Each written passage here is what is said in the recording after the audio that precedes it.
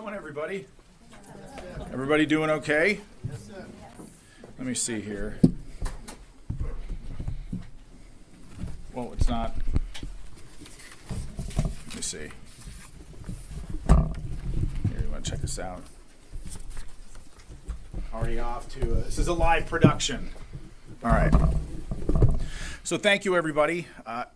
Good afternoon. I hope everybody had a really great weekend. I wanted to say welcome to the new Pentagon press briefing room. In line with the Secretary's vision to make this the most transparent Department of Defense in history, I gave you my personal commitment to make these briefings more routine. So today is the first of many, and considering the significant U.S. military operations as directed by the President this weekend now seemed as appropriate time as any to fulfill that obligation to all of you.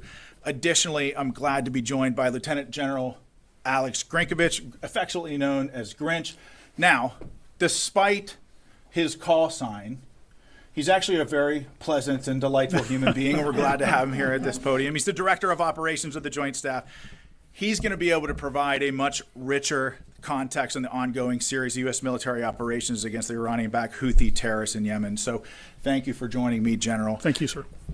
As many of you all know, we had an election back in November, and as a result of that election, an overwhelming mandate from the American people, there's a new president in the White House, and that, of course, is our president, President Donald Trump, who has immediately gotten to work on his America First agenda for the Department of Defense. Among those are four top-line points that I think are very important for those in this room to understand. Those are protecting the U.S. homeland, deterring China, and maintaining the ability to strike America's enemies anywhere in the world, and then also asking our allies to do more. We all know that this is a tall task, to be sure. So President Trump knew we needed a certain type of leader to bring the department into the 21st century, and he found that leader in now Secretary Pete Hegseth. So in less than 2 months, Secretary Hegseth has taken monumental steps to return the Department of Defense to its core mission, which is warfighting, lethality, meritocracy. In a very, very short amount of time, Secretary Hegseth has restored the warrior ethos. He's declared DEI dead at the DoD. He's made the sovereignty of our borders a matter of national security. And we are refocused on training, fitness, and high standards across the board here in the Department of Defense. So before we get into our updates today, I just wanted to take this opportunity to say that this Department of Defense is committed to achieving our mission of maintaining the greatest fighting force the world has ever known, and returning the Department of Defense back to the American warfighter and making it more transparent to the American taxpayer.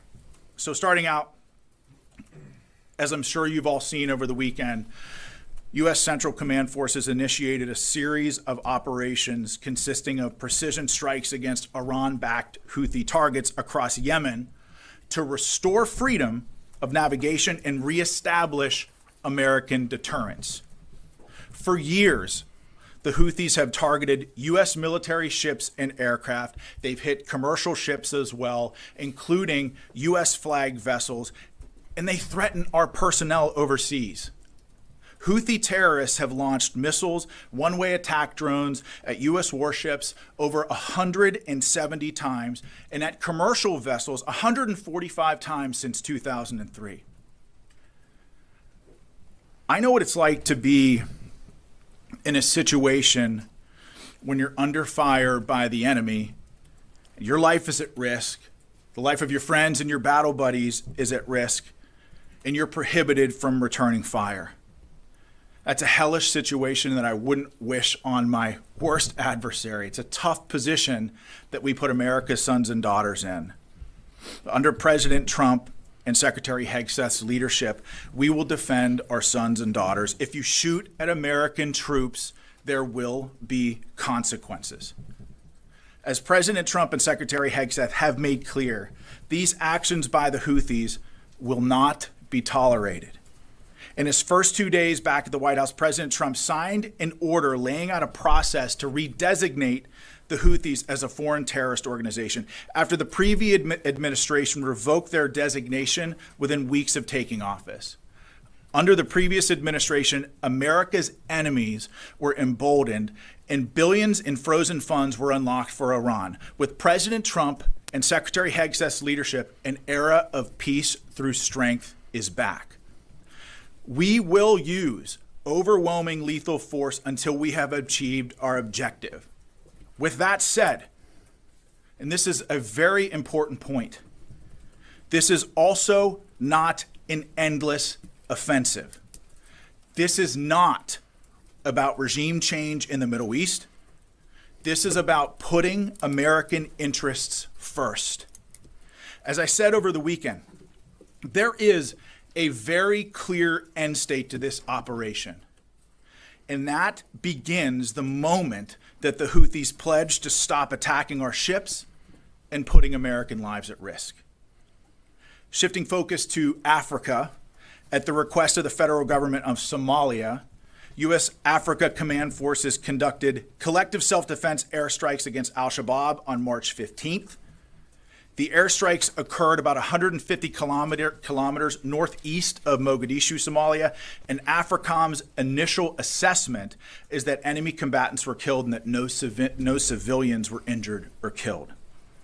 And so U.S. forces will continue to partner with Somali armed forces to take the fight to these terrorists and degrade their ability to plan and conduct attacks that threaten the U.S. homeland, our forces, and civilians abroad.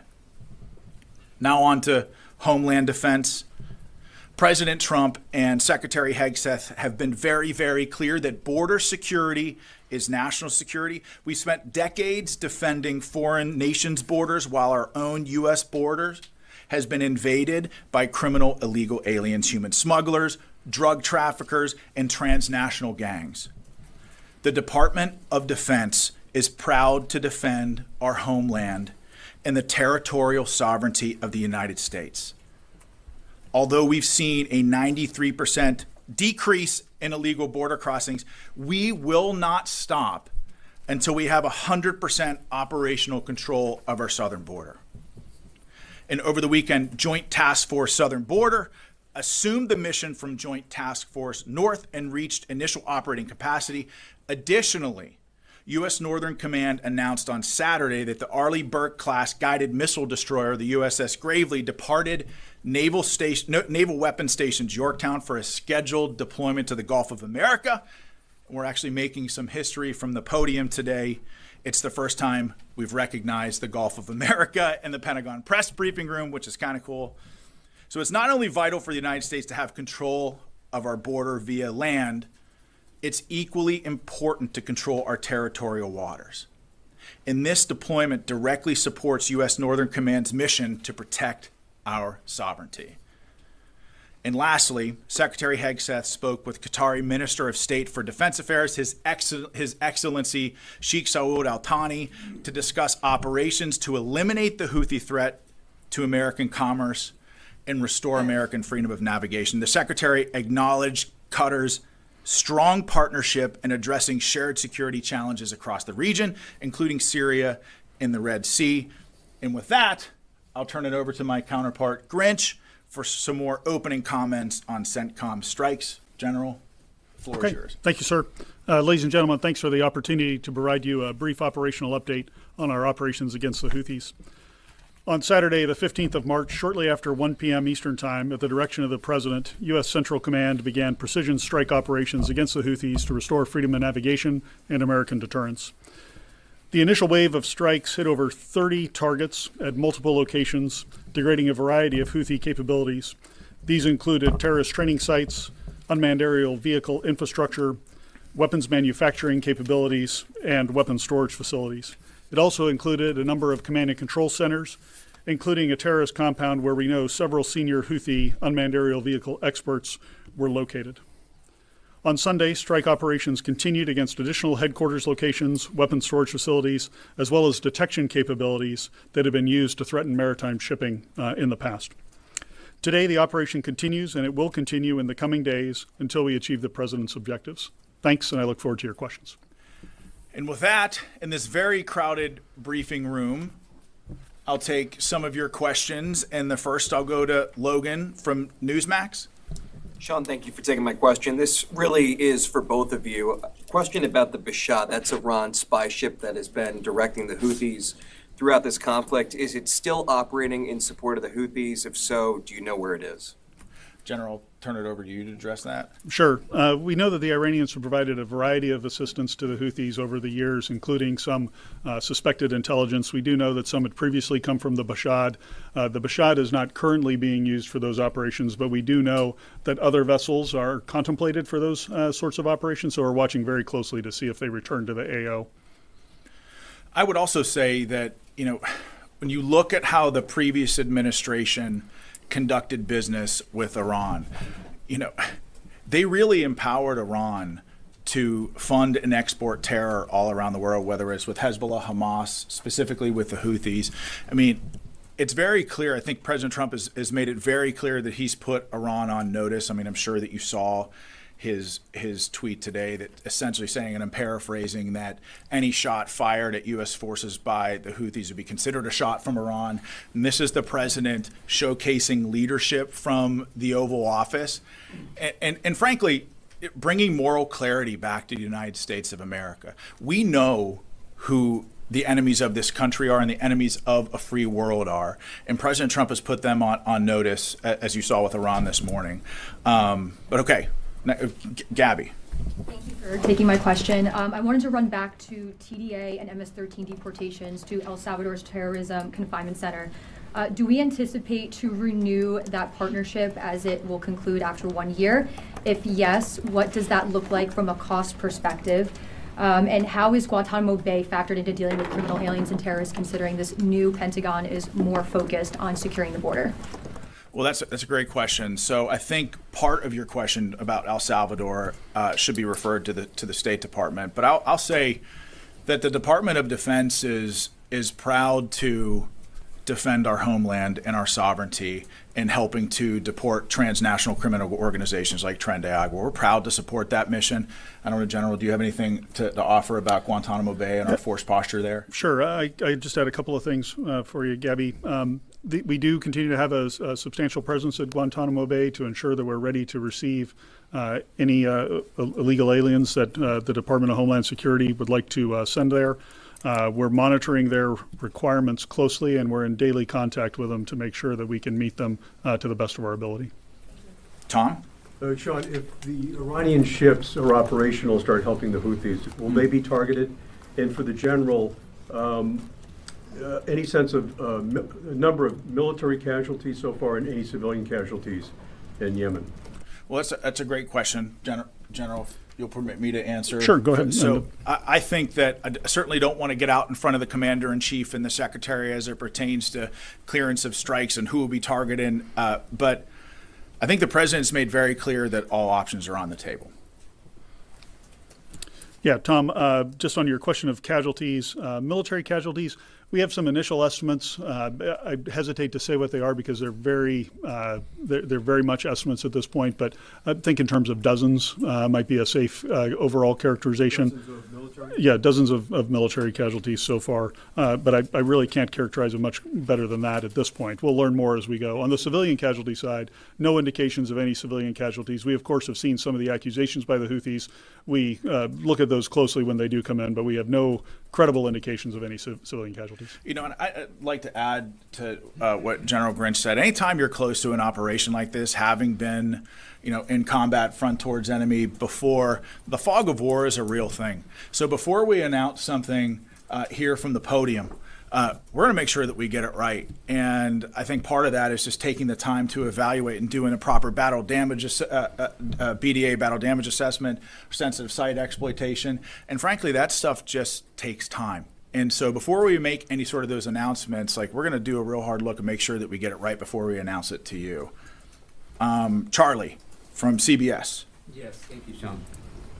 Changing the subject slightly. Is the DoD considering rescheduling the performance of young musicians in the Marine Band that was canceled because of the anti-DEI executive order?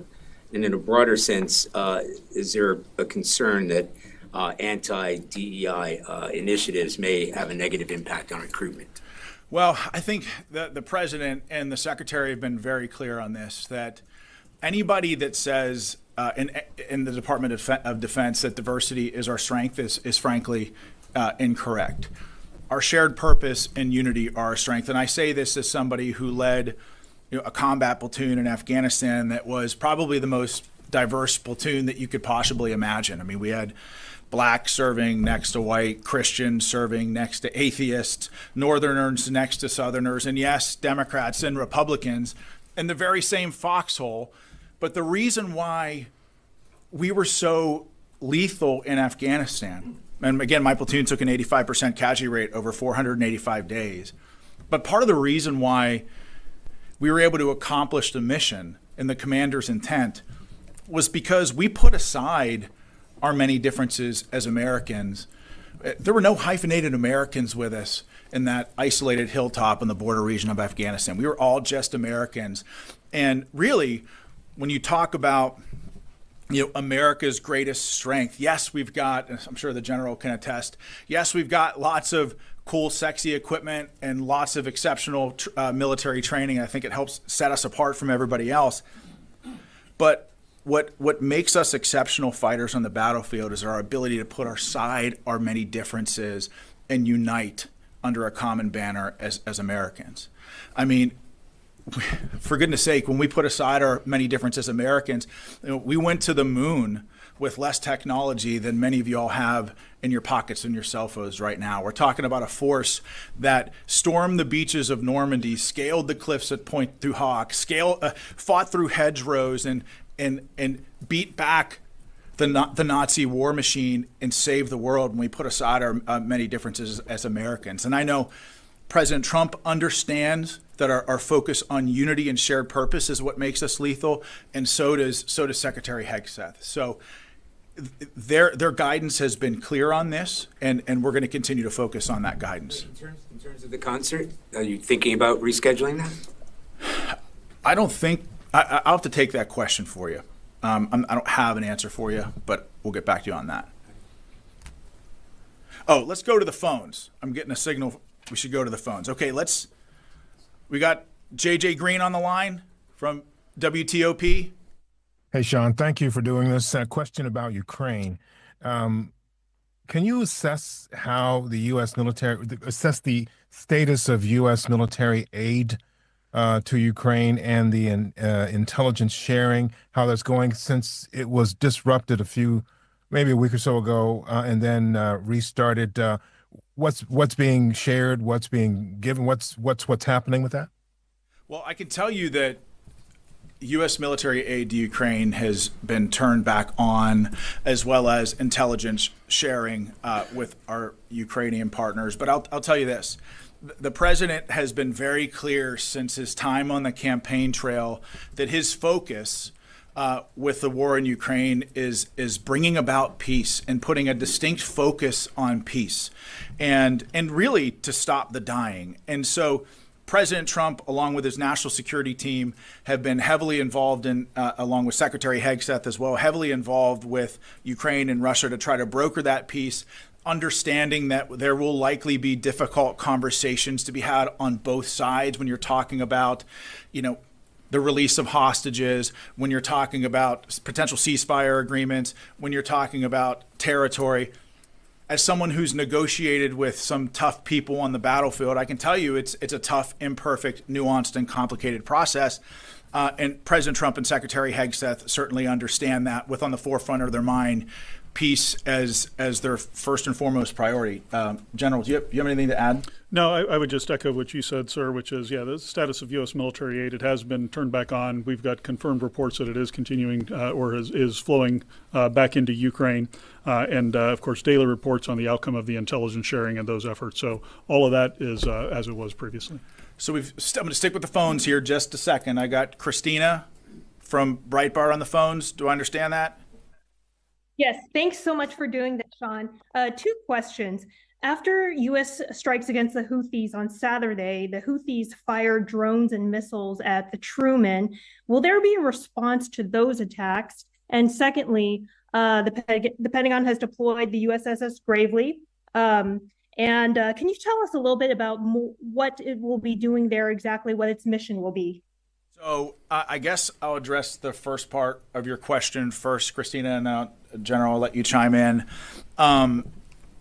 The question of the Houthis. I mean, what was? Remind me what the first part of your question was, Christina. Will there be a response to the Houthi attacks on the Truman?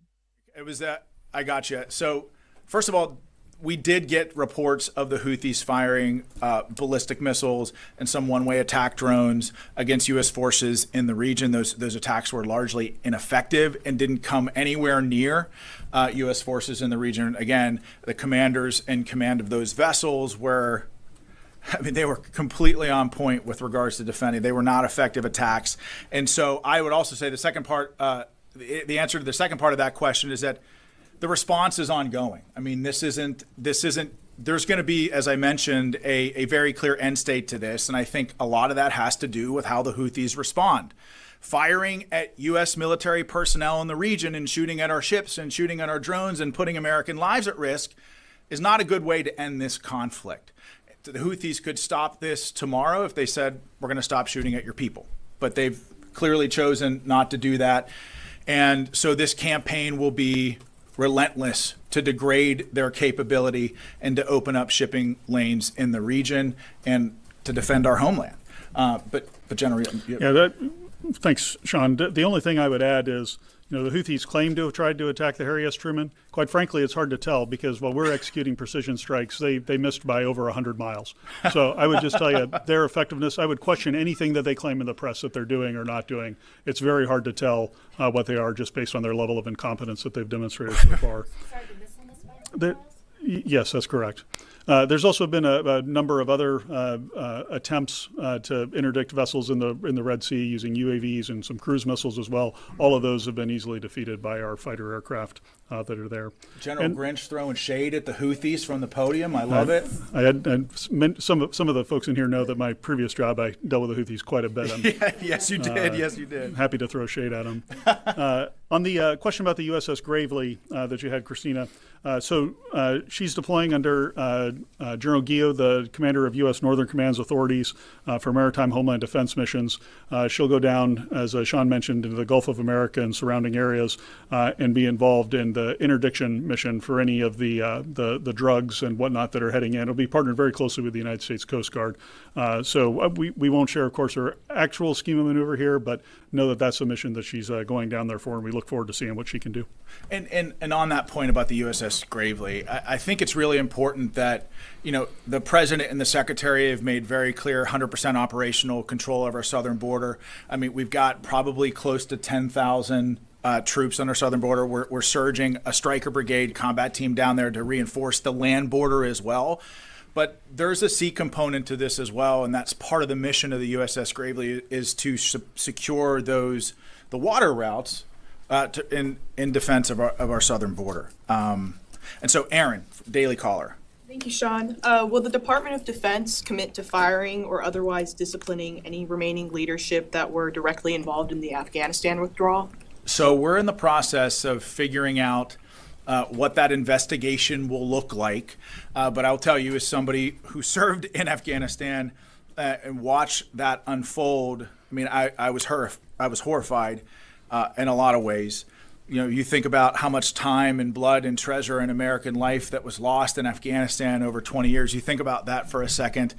I'm 43 years old. This country was at war in Afghanistan for 20 years. So almost half of my life, this country was at war in Afghanistan.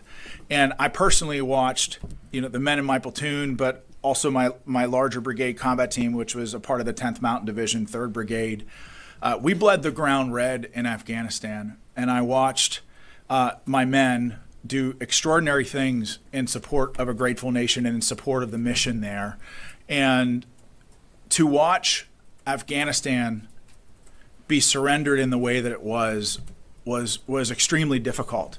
And I think something that President Trump and Secretary Hegseth really understand is that when America makes a decision to get involved in any conflict, we have a moral obligation to have a clear-cut end state to what that operation looks like, a clear exit strategy to what that operation looks like, and to make sure that victory is clearly defined. And I think in Iraq and certainly in Afghanistan over the last 20-some years, I think maybe we've struggled a little bit with those finer points. But I'll say that the President Trump and Secretary Hegseth, they understand that when America gets involved in a fight, it's our job to also end that fight as fast as humanly possible, because we have a moral obligation to win and win decisively. Otherwise, you're going to have an entire generation of American warriors wondering what the hell it was all for. And I know that every day I wake up and I draw breath, I think about the men who I served with, who were my friends, who never came home from that fight. I've lost 30 friends in my support of the Afghan war, 30. And you ask yourself, you look yourself in the mirror, you ask yourself, what do we have to show for it? Not a whole lot. And so to your question of will people be held accountable? I think we have an obligation both to the American people and to the American warfighters who fought in Afghanistan to hold the leadership accountable in some way. Now, we don't know what that looks like right now, but to hold the leadership that was in charge of the Afghan withdrawal accountable. Because look, if you have a private that loses a sensitive item, that loses night vision goggles, that loses a weapon, you can bet that that private is going to be held accountable. The same and equal standards must apply to senior military leaders. So I just want to follow up on what you just said. Sure. You said that there needs to be a clear end state. And I know the goal is to have the Houthis stop their attacks, but what is the end state? What happens if the Houthis don't stop their attacks or don't agree to say they'll stop their attacks? It doesn't seem like there is a clear end state, that this could just go on and on. Well, in fairness, I mean, it's a great question, but in fairness, the operation's only been going on for 48 hours. And the president and secretary have been very clear on this, that the Houthis can determine when this ends. And until then, the campaign will be unrelenting until we, one, protect our homeland, and two, open up the shipping lanes there, so make sure that we have freedom of maneuver in that area. General, you have something that... I mean, what I might add is, while we won't talk about it publicly, just know that there is a design to the operation. There are specific effects that we're trying to achieve, and there are specific targets that have been selected and approaches that we're taking in order to achieve the president's end state. So it isn't that we're just striking capabilities. There's an intent behind every strike and every target that we go after. To that point, you mentioned that this is not like it was before. So what is different about the targeting that you're doing this time that wasn't true under the Biden administration? Yeah, I give the short answer to that, and without going into too many operational details for security reasons, but it's a much broader set of targets that we've been able to action in this case. And the other key differences are the delegation of authorities from the president through Secretary Hegseth down to the operational commander. So that allows us to achieve a tempo of operations where we can react to opportunities that we see on the battlefield in order to continue to put pressure on the Houthis. Thank you very much. Will this operation include sending ground troops into Yemen? If so, how do you achieve your objective of making them say enough without sending ground troops? Well, I'll tell you, it's very difficult, if not impossible, for us to talk about force posture from this podium, because as a commander who's been on the battlefield, it's very, very important to keep the enemy guessing, keep your adversaries guessing. Now, that's not to say that we've got ground troops in Yemen. That's not to say that we're sending ground troops in, but it's difficult to talk about that stuff for operational security reasons from the podium. But General, you have anything to add? No, nothing to add to that. Okay. I think that's exactly right. Sean, can I follow up on that? You said that one of the things that you were waiting to do for the BDA was sensitive site exploitation. Does that include U.S. boots on the ground or any kind of American personnel on the ground to do that? I can't talk about that stuff from the podium. But we have ways of conducting sensitive site exploitations without ground troops on the Yeah, ground. it does not always require boots on the ground, and I'll just leave it at that. So, can I also ask you about if there's any U.S. military assessment? I know that you're still on, the BDA is ongoing, but is there any military assessment about how much of the Houthis' capabilities were degraded by these first couple of rounds? And can you say anything? The President's Truth Social mentioned going after leaders, which seems to be one of the things that's different here. Can you say anything about any of the leaders that were targeted here? Yeah, on the second part of the question, I'll just go to my opening statement where I mentioned that there was a unmanned aerial vehicle facility that was struck with several key leaders. Those were key individuals who led their unmanned aerial vehicle enterprise and were some of the technical experts in there. So think those types of individuals that we might be targeting as part of the command and control. And so we have destroyed command and control facilities, weapons manufacturing facilities, and advanced weapons storage locations. But again, this campaign is ongoing. It's difficult to talk about all this stuff from the podium, and we're not going to say anything from the podium until we're 100% sure that we have it right. I got time for one more question. You mentioned the President's Truth Social. Is the U.S. military considering military options for Iran? I don't want to get out in front of the president or the secretary, but clearly, I mean, I think the president's Truth Social was pretty clear, and I think the meaning is right there for everybody. I mean, I think everybody understands what he means. I don't want to get out in front of the president, but all options are on the table at this time. And that's all I got. Quick clarification for General. You said 30 targets. Is that over all 3 days? No, that was on the first day. And it was over 30 targets, so not a specific number for you, but over 30 targets, multiple locations, and then additional targets today and additional targets yesterday on Sunday and additional targets today that obviously I won't go into because they're executing now. So thank you, everybody. Listen, we're done. There will be more of these, I promise, but thank you. It was a great first press briefing. Really appreciate you all and your commitment to telling the story of the warfighters, but thank you. We'll see you next time. Thanks.